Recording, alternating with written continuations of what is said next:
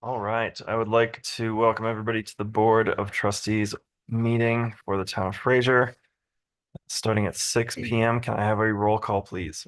Katie Fisher. Adam Quickly. Julie White. Katie Souls. Brian Sirkvenick. I would entertain a motion to approve the agenda. So moved. Second. Further discussion? All in favor? Aye. Any opposed? Okay, motion carries. All right, next up is the consent agenda with the minutes for September 4th, 2024, and the treasurer's report. So moved. Second. Any further discussion? All in favor? Looking good. All in favor? Aye. Any opposed? Okay, motion carries. Moving on to open forum. This is for business not on the agenda. We don't have anyone in the audience. And Louis Gregory is here. Lewis is on board, but he's a member of the board. So we'll keep moving. Public hearing and possible action. Ordinance 517, solar ready amendments to building code. Garrett. Thank you, Mayor. And just maybe as a procedural reminder, this is technically a public hearing. Maybe before I present or discuss, should we open the public hearing technically? Okay. Yep. I'll make a motion to open the public code. Any further discussion? All in favor? Aye. Any opposed? Okay, we are in public hearing. Awesome. Well, thank you, Mayor and trustees. As you all, the 2023 Colorado model electric ready and solar ready code was presented to this board about a month ago during our meeting on August 21st. I believe everyone in attendance here was at that meeting from my recollection, and I know we had a lot of good discussion and kind of answered questions from you all at that time. But the purpose of bringing this item back is to actually adopt the ordinance and therefore adopt this model code. I'm more than happy to present any further information or answer any additional questions that you may all have. I can go over kind of the highlights of what this model code does if it's helpful. Again, if there's any questions. This is something that's been adopted by the state and actually have to adopt, right? Correct. So it's essentially mandated by the state that counties and municipalities adopt this no later than 2026 or whenever the codes are updated. So technically, when we updated to the 2021 set of international building codes at the end of last year, we probably should have this as well at this time, but there's, I believe, flexibility in the language that so long as we adopt this before 2026, we're meeting the intent of the law. And the towns of Winter Park and Granby have already adopted this model code as well. I said we do it at the last possible minute if we can.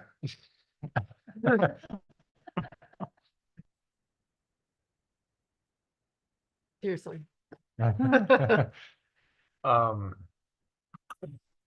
The building department, I think I'm trying to remember our conversation with Tom Hawkinson about this, the building official over there.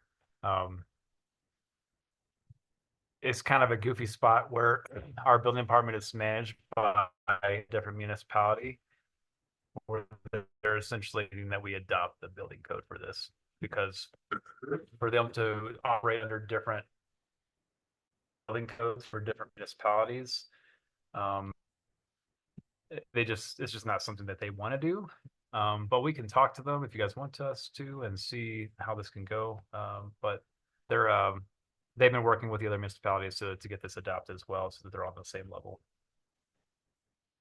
Yeah, I would agree. I would just echo that there is benefits to having consistent codes between the three municipalities that are covered by our shared building department, certainly. So Can we give the builders enough notice to, how do we notify them that it's gonna change? Like, what if someone's in the middle of a building, then all of a sudden they have to have the 600 square foot spot on their roof? It's whatever the code was when they got their building permit. Okay. So it would just be new build. So it's just for new construction. not for like a remodel? What is the effective date if this is approved? So the effective date would be 30 days after the ordinance is published, which would be no sooner than October 25th. Would be the effective date. So if this ordinance is passed this evening, it would be published in the newspaper next Wednesday. 30 days from next Wednesday is October 25th. And to answer your question, Trustee White, this also would apply to major renovations of existing structures, not just new construction. I guess I would classify major renovation as kind of any interior work that would require a building permit.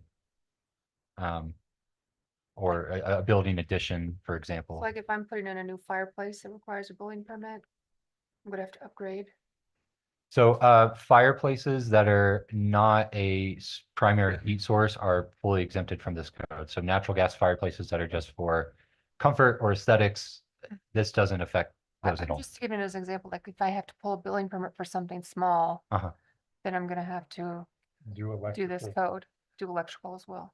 So my understanding of how we will apply and interpret this code is that it's only going to apply to work that's being done. So if, for example, you are not touching anything, say in an existing garage that doesn't have electric to it and therefore technically doesn't meet the letter of the EV ready requirement, because you do not have a parking space that could, has the ability to have an EV charger installed. But all you're doing is installing a fireplace or you're remodeling your kitchen. The town nor the building department will enforce like the EV ready requirements at that time. Does that make sense? So It's only if it's tied to the project that somebody's working on at the time. correct. Yeah, I believe that's Correct going to be relationship. our, how we apply this for remodels and any work on existing structures. Thank you.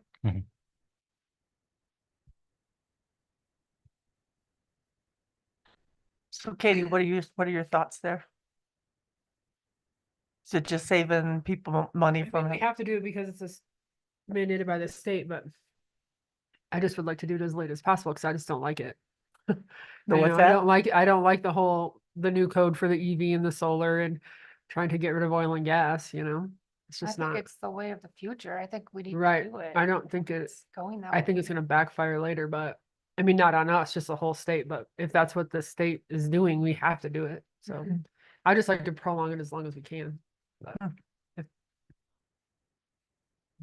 I feel opposite. I'd rather get it like in place as soon as possible. Yeah. Well, and I understand the building department. It's a bit of a conundrum for them. Mhm. The different towns, So, different. yeah, I get I those think too. it's a gray area. I don't know if it's a, you know, we could talk to them about it and see, but I know that the conversation we had with them is they're asking Granby, like, when are you guys planning on adopting it? Like, cause Winter Park already adopted it, Granby already adopted it. And I think when you drill down into it, for them, it becomes a liability issue if they're doing building inspections that are based on what they think is a uniform code, but you have different codes in Fraser than in everybody else. Our hands are, I guess, a little tied with not managing our own building department. We're kind of subject to the requirements that they want to mandate for building inspections and building requirements. So I think one of the other concerns is added cost to construction. I mean, I feel like adding electricity to like a garage would add a lot to a cost, but adding some of the other things they talked about, just electricity near the roof, so you could add solar at a later date, I don't feel like that would add a lot to the overall. And isn't it just the conduit to allow for electricity in the future? Yeah, I Mhm. don't think that you have to run So it it's through. not running the whole wire, it's not getting Right. it's just having it so it's ready to install. And I can't imagine that that would have. burden would be the parking spots, because then you're having to put it in the ground. You have to So do Victoria Village more. will have to do this. Well, so I guess just to kind of clarify this conversation, first with the Victoria Village piece, because their site plan has already been approved, this would not apply to phase one. Certainly phase two, whenever that gets approved, going to be after, you know, if again, if we adopt this evening and it becomes enforceable by the end of October, then phase two of Victoria Village and would have to comply with like the EV ready requirements. In terms of the concerns around cost that Mayor Cirkvenick raised, I just would highlight this section here that's up on the screens. This code does allow for what's called a substantial cost differential waiver. Essentially what this means is that if the developer, contractor, applicant can show that complying with these codes would result in costs above a 1% differential from if they didn't comply with them, then they can request some of these requirements be waived such that the costs come down. So effectively, a good way to think about this is the town and the building department has the ability to waive these requirements such that their impact to costs would be no greater than 1% increase. It's capped. Yeah, and Right. that's not that much. And I think, you know, in terms of getting this in front of, you know, developers and contractors and folks in the community, certainly in pre-application meetings that I've had since this has been in my radar with some kind of potential larger projects, folks that I've spoken to are generally aware of this. I do think maybe with time, some of the smaller projects, say like a home addition or remodel, you know, I think that might be kind of a learn as you go process, but I think that's a key example of where this cost differential could be applied, certainly is in the short term, as contractors are more aware of these requirements. Yeah, and the sooner we adopt it, those folks can plan ahead in their budgeting and building. So you said this applies to a site plan, once it's approved. I was also kind of under the impression that it applied during the building permit process. Is it either or both or? So, yeah, that's a good point. I've discussed this with Tom Hawkinson at the building department about at what stage in the process do these really get enforced? And, you know, from my perspective, something like the EV ready parking spaces, I think that's really more of a planning kind of purview to review and verify.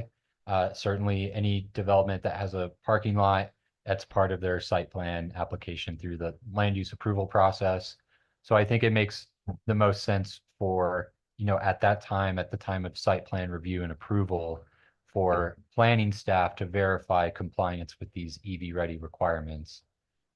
Again, they'd be further verified by the building department when they go to pull building permits, but I think there's certainly some overlap here in kind of when they need to be shown, when they need to be verified on plans and construction documents.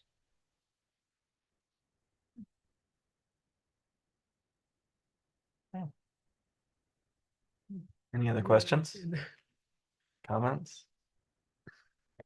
Motions? Any public comment? There's a public hearing? I don't think unless LG wants to comment, everybody else's staff. Yeah, and how about Lewis? Is he, Oh, I haven't heard his voice. I'm just hoping he's not I bet blocked. that's Lewis's phone. Do you have him as a co-host, Caitlin? Yeah, 'cause since we haven't heard his voice, he might have something to say and can't. Lewis, talk to us. Let us know you're there.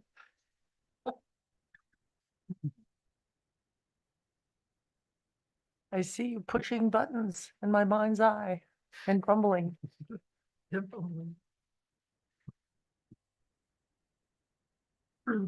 If I recall, he was in favor. Hmm. of- Yeah, before. And sees it as a formality, basically. Hmm. Yeah, it's more of honoring him here as a Yeah. board member online if this system's I not thought letting it him was- communicate. Right. Okay. Well.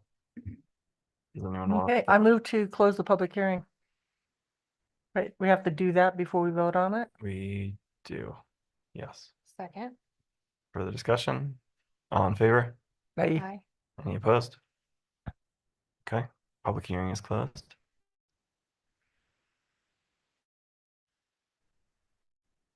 With a motion to approve 517 solar ready and building code. So moved.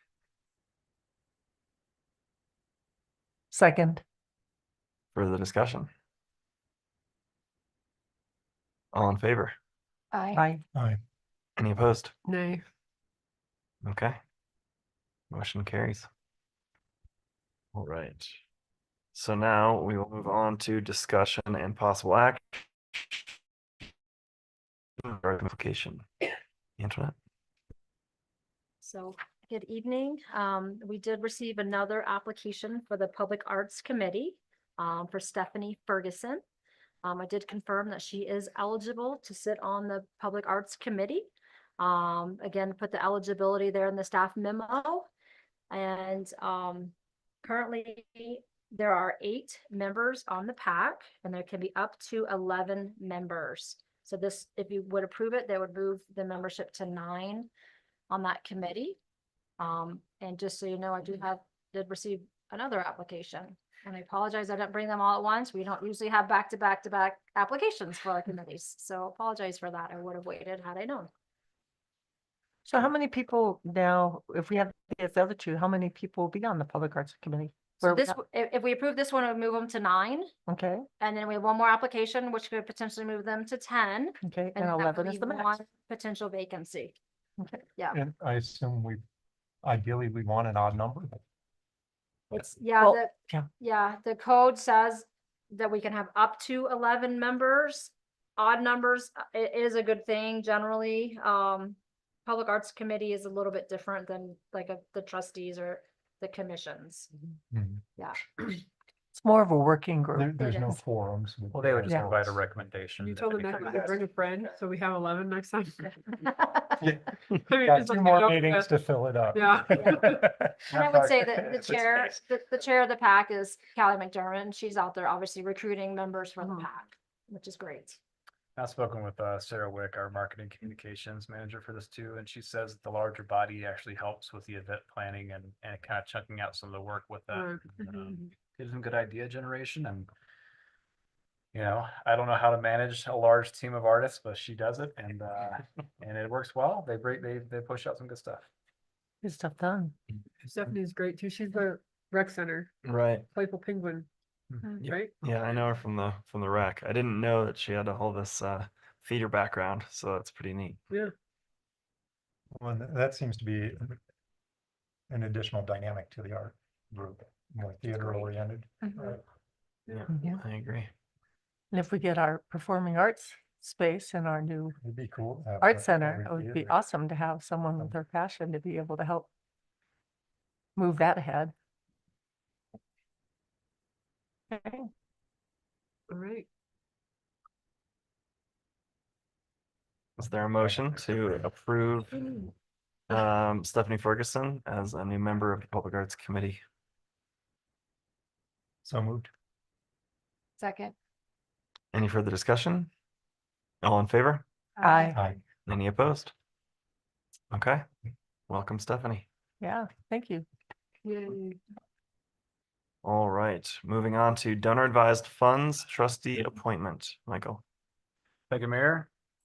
So in front of you is a 2024 grant disbursement, kind of showing the different categories that were awarded last year. And majority of those funds have been collected, been requested and collected. We've got, I think 2 different funds that have not collected yet. They're awarded funds. And they have until October 1st to do so. So the Grant Foundation is reaching out to those nonprofits, letting them like, hey, just so you know, the deadline is October 1st. Do you want the money that you were awarded for this grant? So if it's okay with the board, October 1st comes around, anyone who has not taken their funds, if you guys are okay with us rolling this into the next round to add to the allocated 65,000 to go towards nonprofits, I can just do that. Yeah. That can increase the pool a little bit. Last year, we got requests for $219,500 and we awarded the 65,000. And so there's definitely a lot of interest in these. There's a lot of nonprofits. Anyone knows that. But questions for the board is, did you like the process last year? With that process, we do require 2 trustees. We don't require it, but I think it's a good practice to have 2 trustees meet with myself, our finance director, Lori, and Megan Ladine and Amy Hoover with the Grant Foundation. And they'll do a lot of the work regarding kind of vetting the applications, looking at their application, and helping you make an informed decision on the makeup of these nonprofits that are requesting funds. But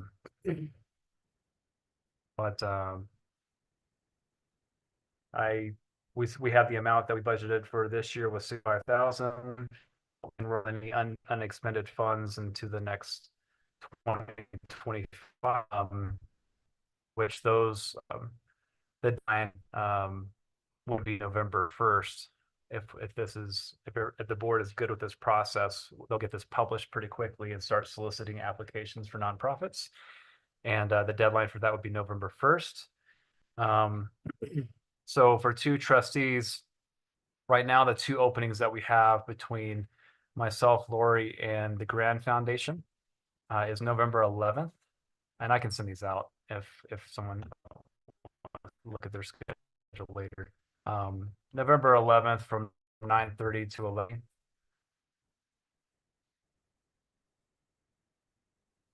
And then November Who served 3rd. last year? Last year was trustee Waldo and trustee Quinn. Okay. Everybody gone.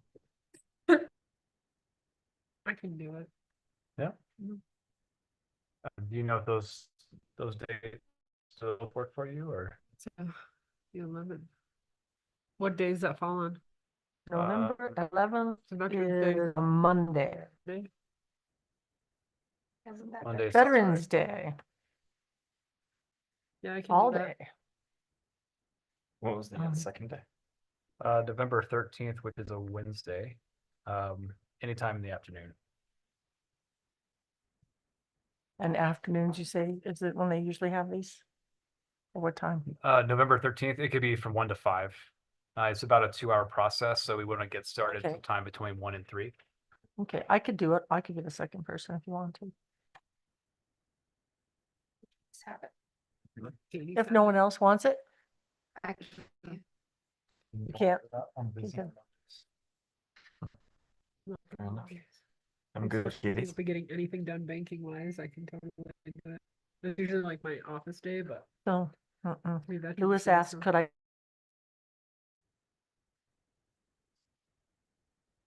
I can't unmute on a phone.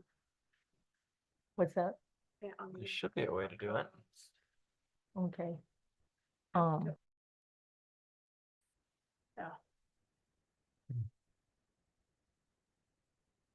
Caitlin said she can't unmute you. He has to unmute himself. Can you Um, unmute yourself?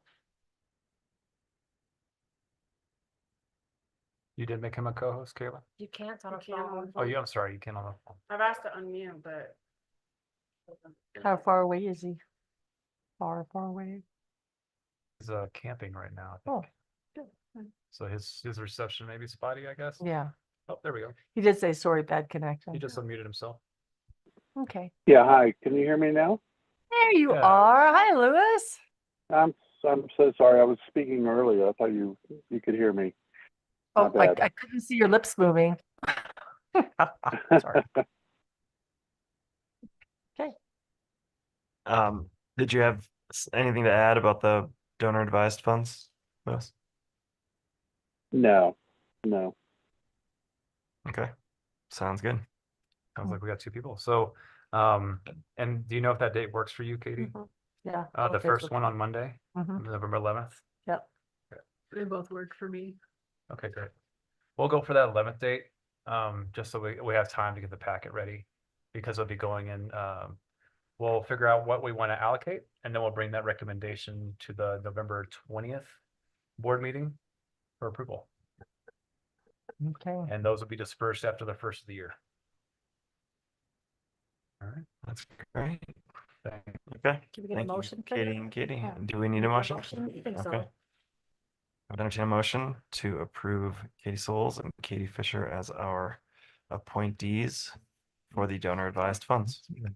So moved. Second. Any further discussion? All in favor? I, Any opposed? Aye. I believe we're good. Will you send us an email with the time Yep. and everything? I'll shoot out to you guys. Yep. Okay.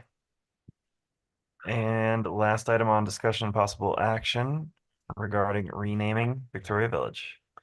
All right, so I think the time has come. I think we've all been waiting on renaming this. I know we've been working through a development agreement. That's really been the main focus, and we're very close. We expect to bring that agreement on October. But just want to kick off this idea as far as how to change the name of Victoria Village. Something to keep in mind too is we do have this road that goes through there as well, so you need to think about the name of the road as well. My question for the board is, how would you like to approach this? Would you, you can solicit input for people to maybe email. I've talked to the mayor about maybe taking the names that maybe are emailed to him or some ideas, and outside of the board from the public, and then if we have people that show up and want to give their name pitch at the podium, they can. It's however you guys would like to approach this. Do we want some parameters around it? Like we want it to reflect the Fraser, You can talk That's about great. evaluation criteria if you want to talk about how you want to evaluate name ideas. Yeah. I just So don't you want to guys do a would do it. survey and spend a bunch of money No. doing it, No. I No, think my we can my do it. my opinion was we can let members of the public suggest ideas, but then the board decides on what the name is. I agree. And Fraser Flats. we could put yeah, Fraser Flats. Fraser Flats. That's pretty good actually. Yeah, but I don't even know if we need parameters because between the 7 of us, we'll decide what we like the best. I could narrow it down. Or you can maybe, if you have a name idea, bring the parameters about it. Why do you think it's a good name? But yeah, I just wanted to kind of get this kicked off, get your wheels turning about it, and we can schedule this for the next meeting. You guys are okay with October 2nd? It's So kind of should a- we have Sarah put something out on social media saying that we're looking for ideas for a new name for Victoria Village? And maybe offer some swag for the winter, some kind of Fraser swag Oh. for the winter. It's a little, Hat. incentive, something to make it kind of fun. I don't think we have any more water bottles, but I'm fine with Just a that. question, where did Victoria Village come from to begin with? I believe it was a previous landowner, and I had heard around somewhere down the line that it was his daughter's name, Victoria. okay. And this is Okay, all right. a larger tract. There was Victoria Village Tract 2 and 3. I think this is 1. So that whole hillside in Quail was different tracts of the same Oh, okay, Okay. property. Oh, interesting. okay. So there you go. So Yeah. we can reach out through social media if that's the Yeah. case, and I can have Sarah combine some and anything that you hear. I mean, honestly, just whatever you hear, Just just something kind of fun. bring it with you. Yeah. But do you want us to send our ideas to you? Or, Doesn't matter. That was a soft no. Tell them to come to Sarah, mayor's please hours. Maybe Check. maybe She's not here. maybe send them to Sarah Wick. There you go. Sarah, yeah, Sarah Wick. So, yeah, she's She not can here. start- Let's sign her up for it. Yeah. Yeah, she she can't can defend start herself. compiling, And we can look at them. Michael wants. compiling the names. Victoria Village. I get enough floods as it is. Sarah Wick, we'll have Sarah Wick compile them, especially through social media. That makes sense. Yeah. And, Andy was if pushing for anybody's- Eastham Village because of the historical value of it. But the That lays Eastham outside Town Eastham. Hall is that old barn that Ingalls girls used to host the weddings in. That was the town of Eastham's Town Hall. So if that area is ever developed, that should definitely be called Eastham.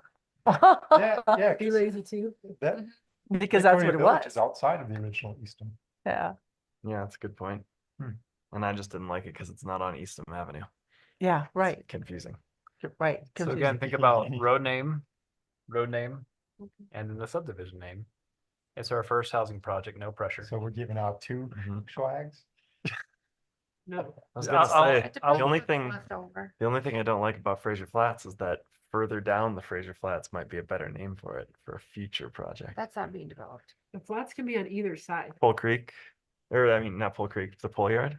Like that could be Fraser Flats. Yeah, it's true. How cool would that be? Just the Yeah. full yard. Yeah. Ricky's Keep it as that. I like that. well, Leonard Lane's already taken. All right. Well, yeah. Send your ideas to Sarah. If you get any ideas, because a lot of people just kind of email you directly, just shoot them to Sarah Wick. Yeah. If you don't have her contact information, I can provide it to you. I have a feeling if she puts it out on social media, she's got a pretty good following going out there. That people throwing some fun ideas. Some people out looking for hats today. I like the pole yard chili too. Yeah. There's a lot of jokes though. Yes. Yeah. A lot of jokes. Like you gotta think like Ghetto Ridge and all the names that anything with meadow will be ghetto. That's interesting. That's how I think about naming kids, like how they'll be picked on or something. Yeah, Right. exactly. Okay. So Sarah Wick will compile those. We'll do some posts on social media, Ember Cox's tape. and we'll bring those to the next meeting. Copper though, copper. Okay. Copper blue. And is the next meeting okay, or would you like longer? Would you like I a- think it's Because you fine. guys need to. Let's, we yeah, need we need to get wrap this this going. up. We want the new name. Yeah. Yeah. Get it on the maps, get it all Yeah. that. All right, the last Victoria Village track to go, I guess. Mhm. All right, I'll take care of it. Name it track 3. All right, moving on to updates. We'll start with the one on the agenda, Clayton Court. Paul. Good evening, Mayor and Board. I just want to give a quick update on where we are with Clayton Court. So the first thing we're doing is we're going to focus on the water main and the raw water replacement as a standalone project to try and get that done this year, as we have a development currently under construction that doesn't have access to water. So we're going to break out the water line to get that done. Those plans, 90% plans are currently under review. Just for any final things we do before we put that out to RFP, hopefully in the next 3 weeks to get that. Sorry, I was trying to, there, maybe that's, hopefully that's better. Still ongoing road design and grading plans. I'm not sure if I'd mentioned it in a board meeting previously or not, but the Strom property had elevations that were 18 months old. So they were not current with the elevations that the survey team took this summer. And so we've been working through making sure that their design that's already been approved and has started construction can actually meet the road as the road is being designed. So working with that, we have ongoing meetings both with the developer and our engineering firm and their engineering firm. And I think we've gotten to within an inch or two on their driveway. Where's the Strom property? The Strom property will be if you take Fraser Avenue and run to Clayton Court, you run right into it. It's the barn lot. So it's the barn lot Oh, that's currently got the big hole in the ground. gotcha. Yeah. So again, positive ongoing coordination with the development team there. So Out West Development and then Steve with the Fraser Valley for the Arts. So trying to make sure that we're all working together to have a cohesive plan for that corner. Because obviously the Strom commercial piece will be the first thing there that's on there that is a business. There's going to be extensive existing utility relocations required. Part of those is the raw water line that currently runs on the back of our old parcel. So it was going to hamstring the Arts with a water easement on the front and a trail easement, or sorry, a trail easement in the front, and then the raw water line in the back. So we're going to move the raw water line into what will be the new trail easement. So the water line will be under there and it maximizes the available space for them. A small drainage study just to make sure we get the drainage dealt with right there as it tries to enter the Fraser. And then the landscape features and selection process. Merrick is coordinating with Kathleen and her team on ease of maintenance, the ability to water, and then just that the aesthetic will be the same throughout town. I don't know if the board has noticed the different, how we changed out the planters at Mural Park. They're no longer just cut pieces of pipe. It's now a set planter. So trying to be consistent with those around town as we're putting planters in the right of way, that they'll all be the same style and that they're easily replaceable when they're hit. So this shows shows a cross section of the road with an 8.5 foot sidewalk, the 2 foot rollover curb, so that we're not causing difficulty in a lot of curb cuts as development comes in. If we're developed, then have parallel parking, 8.5 feet, parallel parking space on either side, and then two 12-foot drive lanes with an inverted crown on the road to keep any runoff, snow melt to go to the center of the road easily plowed, instead of trying to end up with the same situation we have during the winter. If I think of Eisenhower and 40, hard to plow, sidewalk melts and then freezes and causes, and then we go to plow at night and it's frozen and we can't pull it up. So trying to work through that. And then here's sort of a sketch of what it's going to look like. We got an aerial view on the right of where things are lining up with existing. A little bit of an older aerial that shows all the trailers still there, but have a bump out there at Fraser Avenue with a crosswalk mid-block to get with a bump out. And then coming around into Fraser, what'll be the extension of Fraser Avenue, a crosswalk there. And then a V-pan that runs down the middle of the road, all the way around with a cross pan at the existing ditch there between the old parking lot we had and those residences. And then if you look at the sketch on the left, kind of shows all the utilities that are in there. So we have the main sewer trunk line, 24-inch, I believe, in that location. We have a pump back line that we've talked about a lot that doesn't really do anything, but it's in the ground. We have this 16-inch pump back line that at some point will pump water from the wastewater treatment plant back upstream for discharge up near Mary's Pond for augmentation. It's just missing the final two pieces. Then you can see where we're going to relocate that purple raw water line. It's the purple line, and then that solid black line that goes through the Fraser Arts lot would be the new rerouted raw water line. And then we have utilities. We still have gas and Comcast. We've been in contact with everybody, but I believe it's Comcast or one of the other communications companies that's hasn't really communicated. So we'll get with them when it's time to start digging and go from there. So that's just an update on Clayton Court where we are. Hope to have the RFP out in the next 3 weeks. We do have 3 interested parties. Conroy is interested. The contractor who did all of the utility work for the Fraser Elementary School and is doing all of the work at the hospital, they're interested in doing the work. And then also the contractor on site for Strom is also interested because they're already on site and they wouldn't have to mobilize. So nice. We have interest in the work. So I feel hopeful that we can get it in before the ground freezes, and Strom will be able to tap, and if they get their townhouses up and running, be able to get those on the market next year before the project's finished. So that south end of Clayton Road, or Clayton Court, if we were able to acquire the land between there, or crossing over Elk Creek to put in a road over to connect to the Safeway Road, so would they line up? No. Okay. Is there anything that we can do prior to work with landowners to adjust that road now in anticipation of that connection? So we've been in discussions with Out West Development, which is Greg and Kevin, because they are the developer of that lot we would need access to. So they're aware of the potential of that. And this design we're purposely not putting the EV charging stations on that side so that we're not ripping up infrastructure when the time comes. Okay.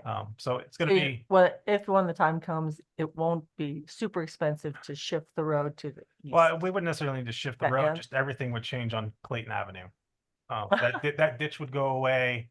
The parking for HTA would change. It would just become more of a sinuous curve to tie them together. And he's talking about HCA, Clayton I think Avenue, you're not not Clayton Fraser. Court. Clayton Avenue is the one that HCA is on.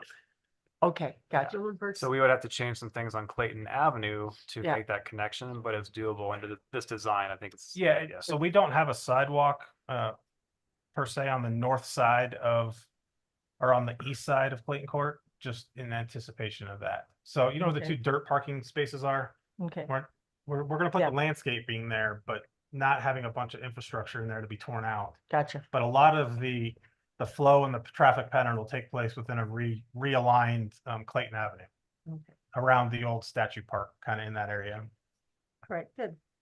Thank you. Anticipating that. And then my other update is on geothermal. So we got our feasibility study back, and geothermal is feasible, but the timelines are not lining up well for us to be able to make that work.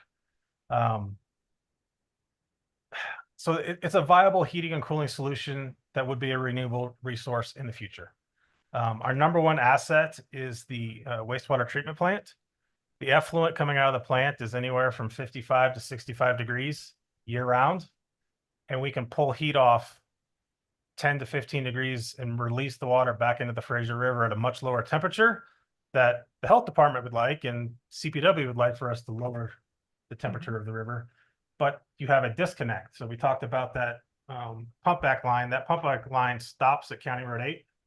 And then it's almost a mile down to the plant worth of pipe that we'd have to put in the ground. So it's going to require coordination with the town of Fraser and the JFOC to utilize that easement to put a line in to use. How much heat would be lost in that mile of pipe? We would lose some, but well, we'd be putting a heat exchanger at the plant and then bringing the hot or cold water down there to exchange with the effluent. And then there's also talk of maybe changing the point of discharge for the plant to the Fraser St. Louis confluence. Doesn't really affect anybody's water rights because there's nobody in between taking water.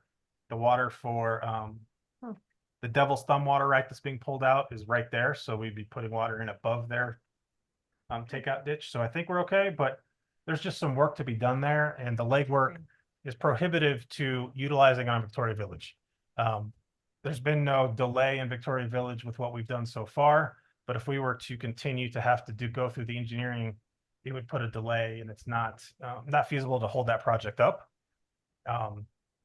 Two of our largest assets in the future, if we do look at it in retrofitting, is those two big surface parking lots on Victoria Village. They would put in what they call a vertical coiled column, so almost like a slinky out. They would just put those in the ground, and you would use the ground to exchange the heat back and forth. When we dug our test wells, there was not enough flow in the groundwater this time of year to be usable. There's water, but it's not moving fast enough to exchange itself, so you wouldn't be able to pull heat off of it. And then they are currently going to look at this phase 2 study again and just give me recommendations of what we can do on Clayton Court to create the heated sidewalks if feasible. And one of the things in the grant was that we would look at renewable resource for the sidewalks, but it's not a requirement because it's, as you saw, all the utilities in there makes it hard to put a geothermal line in there. So it's feasible in the valley. So if annexations come to the north, it's very viable on the 880 acres if those come in on the east side of 40, and then even in the pole yard and the 128 acres, the valley has the ability to do so. It would just be, as we bring those in, talk about creating those what they call an ATL. It's the transit line that everything ties into, and then we would have another utility. It'd be a geothermal utility, but there are third-party vendors out there who manage these geothermals and help pay for the infrastructure to install them. So it's just looking at that as we move forward with this in mind on the next large project. But it just didn't work out for Victoria Village time-wise with the amount of engineering that still needs to be done on that side versus where we are in Victoria Village ready to break ground. So And it's also creating a whole new utility. I mean, Yeah. whether that's going to be a new utility managed by the town or something that's a third party, there's It's a a big lot deal. more to it. Yeah. And I think that, Paul's on it for the annexation to the north. Like, it can be a great thing for us to negotiate, like for annexation.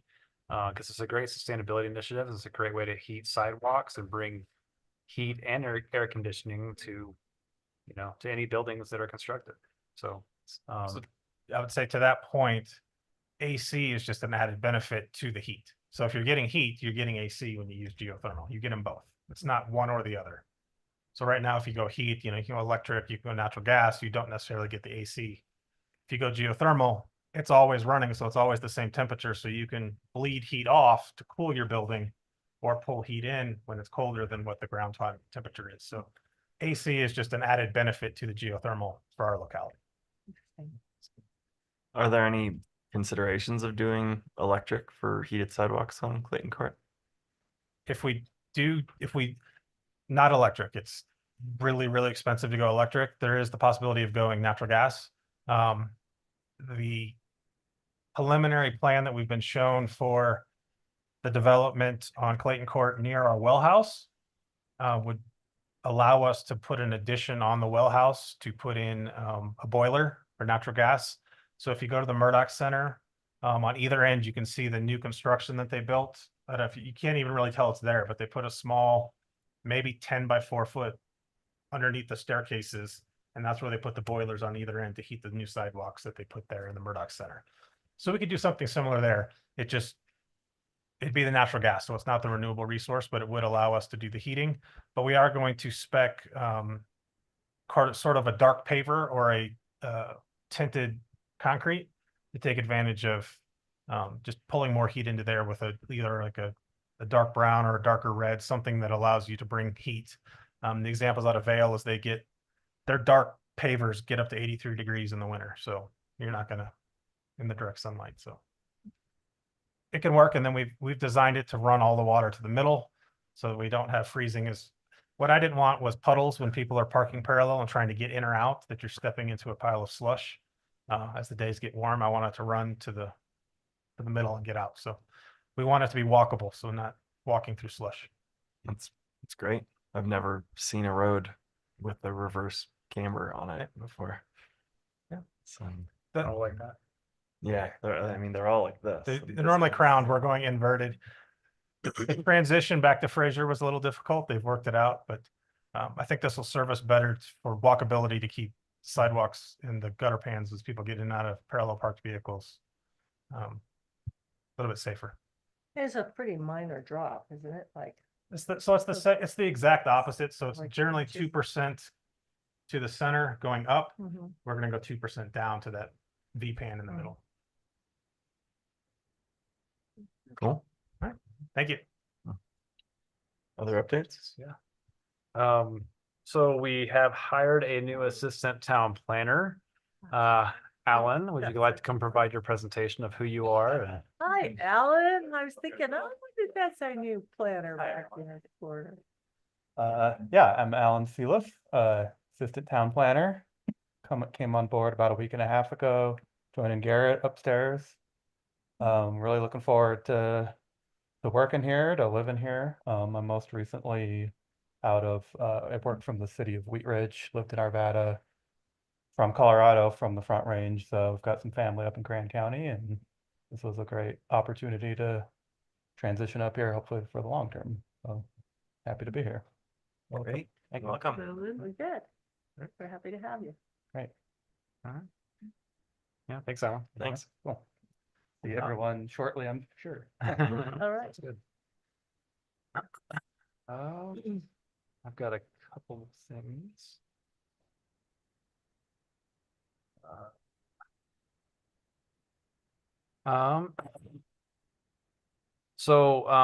In consideration of a request from Grand Park about the filing for FPDP, which was the area north of American Willow,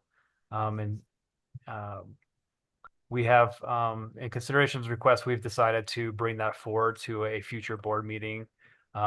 We will work with the applicant to ensure that we bring it to a meeting that works with their schedule.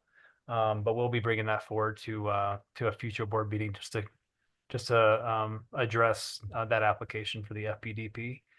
Some of you already know, but we did the Sarahs got together and they applied for a $250,000 grant for the bike park through the Colorado Department of Transportation, and they got it. And That is amazing.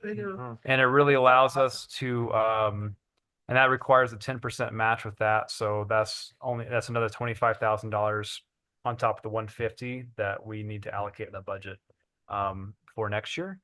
But that puts us right at 475,000 for phase 1 of the bike park. And wasn't that the goal?